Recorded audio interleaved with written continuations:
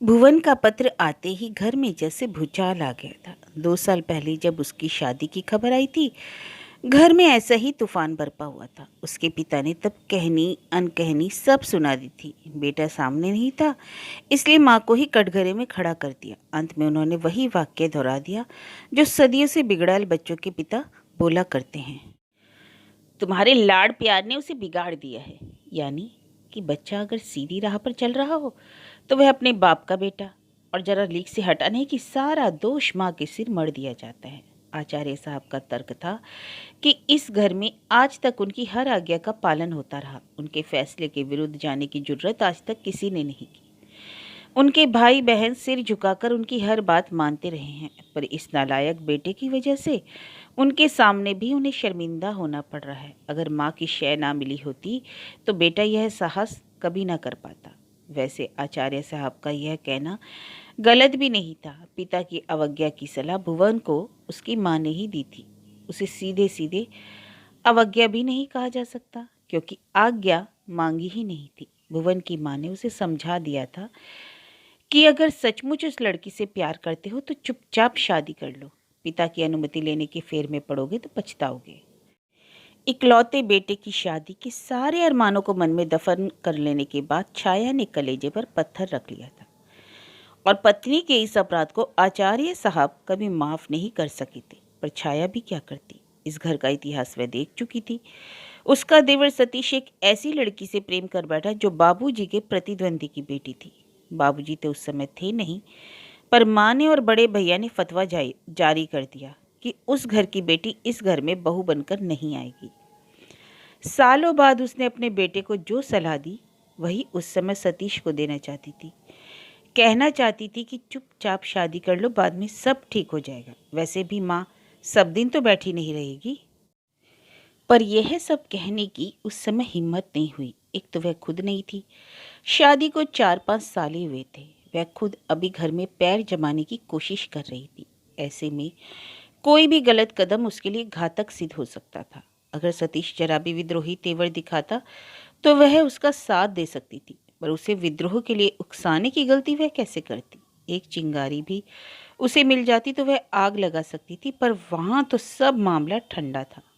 सतीश ने चुपचाप सिर झुकाकर घर वालों का फैसला स्वीकार कर लिया और माँ की पसंद की लड़की से शादी रचा ली।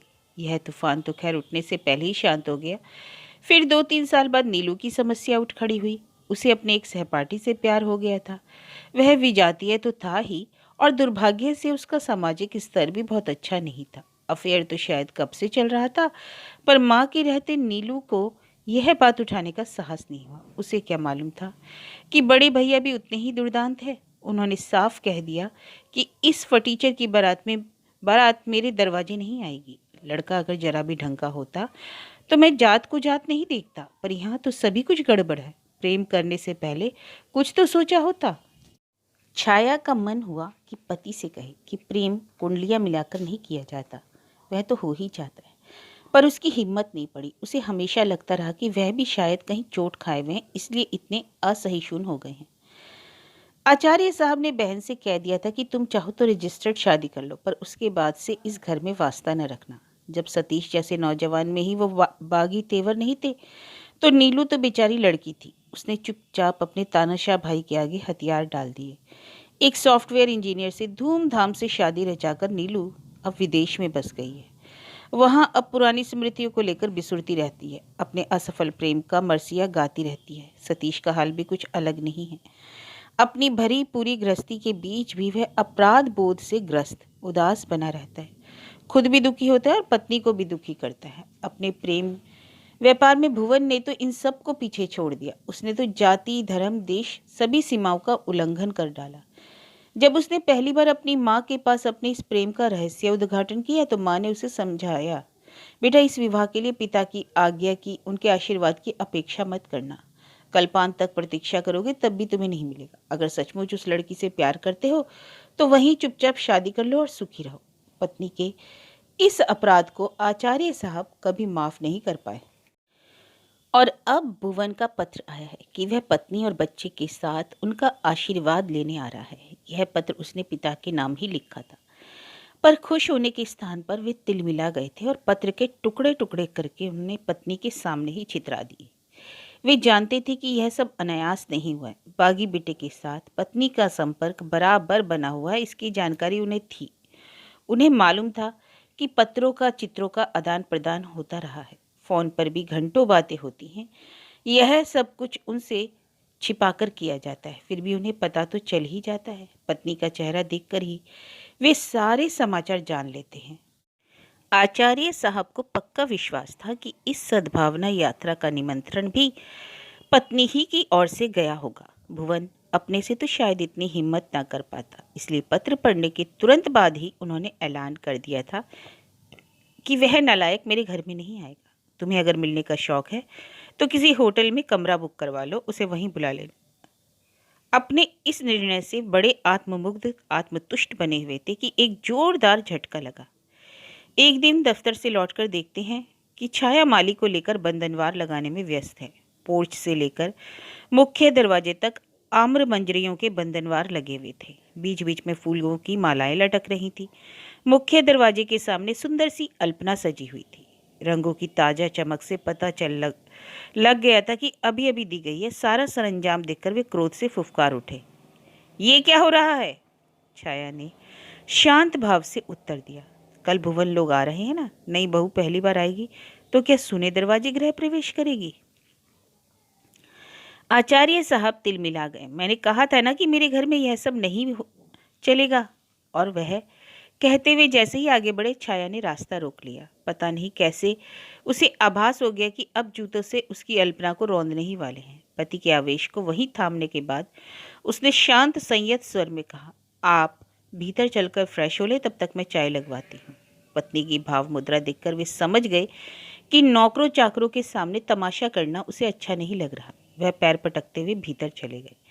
माली को आवश्यक निर्देश देकर छाया किचन में गई और उसने पंडित से कहा कि चाय कमरे में ही लगा दे। साहब बाथरूम से निकले तब तक चाय लग चुकी थी। छाया ने दरवाजा हल्के से उड़का लिया था। वह समझ गए कि उन्हें घेरने का पूरा बंदोबस्त किया जा चुका है, पर वे कच्चे खिलाड़ी तो नहीं थे। उन्होंने कड़क कर पूछा, जब मैंने मना ही किया था वह नालायक मेरे घर में नहीं आएगा, तो स्वागत का यह सरंजाम क्यों किया जा रहा है? आप चाय लीजिए, ठंडी हो रही है, छाया ने अपना कप उठाते हुए कहा। पहले मेरी बात का जवाब दो। जरूर दूंगी, इसलिए तो चाय कमरे में मंगवाई है। मैं आपके सब प्रश्नों का उत्तर दूंगी, पर आप पहले एक सवाल का जवाब दीजिए। कौन सा सवाल? ये जो आप उस दिन से बार बार यही कहे जा रहे हैं कि मेरे घर में यह नहीं होगा वह नहीं होगा, तो क्या घर सिर्फ आपका है, मेरा नहीं है? क्या मेरा कोई अधिकार नहीं है? क्या मतलब? मैं और तुम क्या अलग हैं? यही तो कहना चाहती हूँ। माना कि इस घर में आपका पैसा लगा है, पर मैंने तो अपना जीवन इसमें लगा दिया। क्या इसका कोई मूल्य नहीं? आखिर तुम कहना क्या चाहती हो? यही कि ईंट गारे और सीमेंट से जो बनता है वह सिर्फ मकान होता है, उसे घर की शक्ल तो औरत देती है। औरत चाहे तो घर को स्वर्ग बना सकती है और चाहे तो नर्क में तब्दील कर सकती है। मैंने आपके इस घर को मंदिर सा पावन और सुंदर बनाने में जीवन के पूरे 28 साल लगा दिए हैं। मेरे कारण ही आपकी माँ का बुढ़ापा अमन चैन से गुजरा और मेरी बदौलत माँ बाप की मृत्यु के बाद भी नीलू का पीहर बना हुआ है। सतीश को भी जब घर की याद आती है निसंकोच यहाँ चला आता है। क्या इसका श्रेय नहीं देंगे आप मुझे? हाँ हाँ, क्यों नहीं भाई, मैं तो हमेशा सबसे तुम्हारी तारीफ करता हूँ। माँ भी तुम्हारी प्रशंसा करते नहीं थकती थी, लेकिन इसके बदले में आपने मुझे क्या दिया यह तो सोचिए। मैंने आपके भाई की, बहन की धूमधाम से शादियाँ की, उनके सारे तीज त्योहार, सारे लोकाचार मन लगा कर किए, पर अपने इकलौते बेटे की शादी का अरमान मन ही मन में रह गया। आपका अपना अहम इतना बड़ा हो गया कि बेटे की ममता उसके सामने बौनी पड़ गई। लेकिन मेरा बेटा आपकी तरह कठोर नहीं है। उसने मेरी पीड़ा को समझा है, मेरी तड़प को महसूस किया है, इसलिए आपकी नाराजगी का खतरा उठाकर भी वह यहाँ आ रहा है। और मेरे इस बहादुर बेटे को इस घर में आने से कोई रोक नहीं सकता, क्योंकि यह घर जितना आपका है मेरा भी है। पत्नी के इस लंबे वक्तव्य से विचलित आचार्य साहब कुछ मुनासिब से उत्तर के लिए शब्द जुटा रहे थे कि दरवाजे पर हल्की दस्तक हुई। क्या है पंडित, बोलो, छाया ने कहा। पंडित भीतर आया और विनम्र स्वर में बोला, नारायण पूछ रहा है कहीं जाना तो नहीं है, गाड़ी लगा दूं? छाया ने प्रश्नार्थक मुद्रा में पति की ओर देखा। उनका चेहरा निरा सपाट था। उसने कहा, नारायण से कहो कि अभी तो घर चला जाए, पर सुबह 7 बजे यहाँ आ जाना है। और कहा कि असलम को भी साथ ले आए। बाबा को लेने एयरपोर्ट जाना है, दोनों गाड़ियां जाएंगी। पत्नी की अधिकारवाणी से चकित आचार्य साहब मुंह बाए उसकी ओर देखते ही रह गए। उन्हें लगा कि उनकी सत्ता का प्रसाद भर भरा कर गिर पड़ा है, धाराशायी हो गया है और वे अपने ही घर में शरणार्थी हो गए हैं।